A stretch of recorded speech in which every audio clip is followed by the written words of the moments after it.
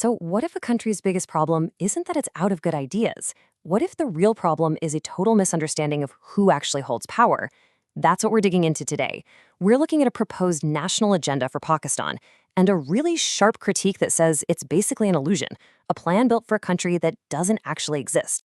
All right, so here's how we're going to break this down. First, we're going to ask, is this a real agenda or just a wish list? Then we'll get into why the idea of a political truce might be a total illusion. After that, we'll tackle the economy as a problem of power, not policy. And we'll look at why declaring a crisis often feels more like a ritual than a real response. And finally, we get to the big one, the unspoken veto that quietly controls everything. Okay, let's jump right into the heart of the disagreement. Is this proposed agenda a practical, actionable plan for Pakistan's future? Or, as the critique argues, is it just wishful thinking that's completely disconnected from the way things really work on the ground? And here it is, the fundamental clash. On one side, you've got this well-thought-out proposal from a very respected former ambassador. But the critique, it is absolutely ruthless. It basically says, look, the plan gets the what right, it knows what the problems are, but it gets the who completely, totally wrong. It's like sending a beautifully written letter to an address that doesn't exist. Now, to really get where the proposal is coming from, you have to understand this idea of diplomatic realism. The author's background is in a world where you bring people to a table, you negotiate, you find common ground. But the critique argues that applying this to Pakistan's internal politics is a huge misstep. Why? Because you're not dealing with equals trying to find a deal, you're dealing with one dominant power that has absolutely no reason to negotiate in the first place. All right, let's move on to the first big idea in the agenda, a call for a political truce, basically peace between the government and the opposition. And you know, on the surface, that sounds pretty good, right? So the agenda kicks off with this call for a truce. It sounds so reasonable, so logical, it seems like the obvious first step. But the critique says this is precisely where the illusion begins. This slide just nails the central argument of the critique. For a truce to work, you need what's on the left, a symmetry of power. Both sides need to have something to lose. But the reality in Pakistan, according to this analysis, is what you see on the right. It's not a stalemate waiting to be resolved. It's a massive power imbalance that's being deliberately maintained. So you have to ask, why would the side that's winning by a landslide ever agree to a truce? And that's why any talk of reconciliation or dialogue gets dismissed by the critique as pure political theater. It's all for show. Without any actual leverage, without any way to enforce a deal, any handshake or public statement is just a performance. It's all talk, no substance. Okay, let's switch gears and talk about the economy. Now, this is an area where pretty much everyone agrees on what the problems are. But the critique argues that the proposed solutions completely miss the point about why nothing ever seems to change. The agenda lays out the economic sickness perfectly. And we've all seen this list before, right?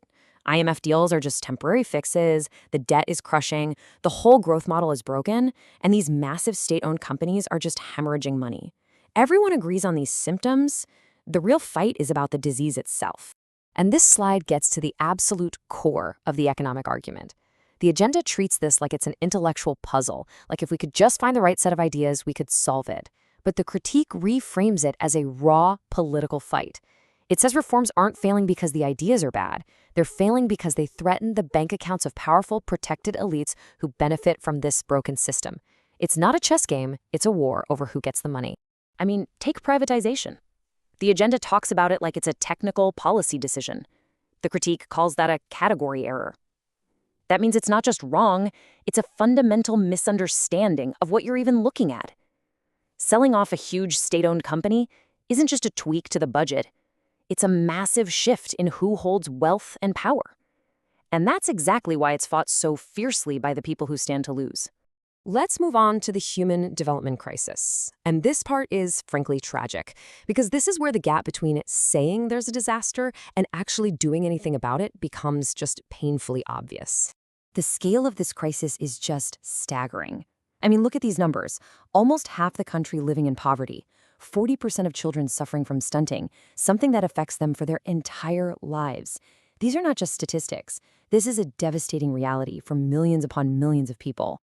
And then you have this number, over 20 million. Just let that sink in for a second. More than 20 million children are out of school.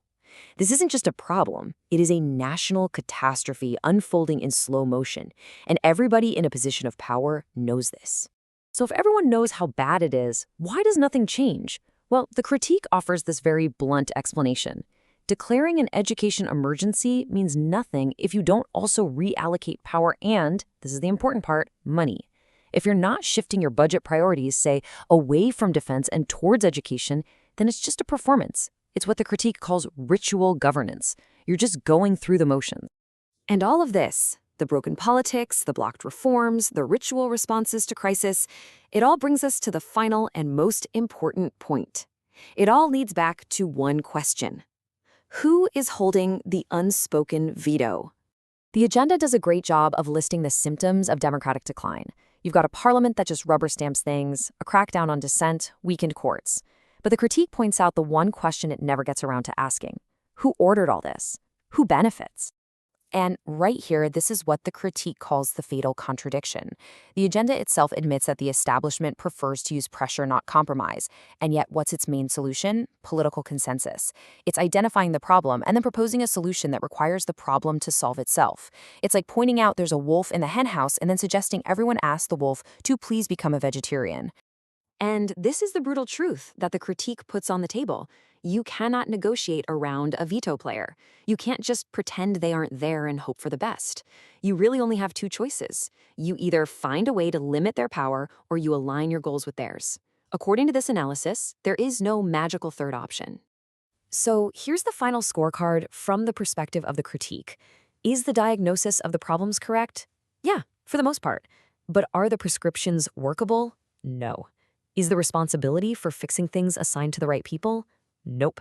And is the role of power properly analyzed? Not at all. In short, it gets the what right, but the who and the how are completely wrong. And this slide really says it all. This is the ultimate takeaway. The agenda is like a map for a completely different country. It's written as if Pakistan were a typical democracy where different groups get together and negotiate for power. The critique's blunt conclusion is that right now, that is simply not the country that Pakistan is. So if you remember one thing from this whole breakdown, let it be this quote. Pakistan's crisis isn't the absence of a national agenda, it's the absence of enforceable accountability. The core problem isn't a shortage of good ideas, it's the total lack of any mechanism to hold the real people in power accountable. And that leaves us with a much tougher and frankly more important question. How do you build accountability in a system that seems designed to resist it?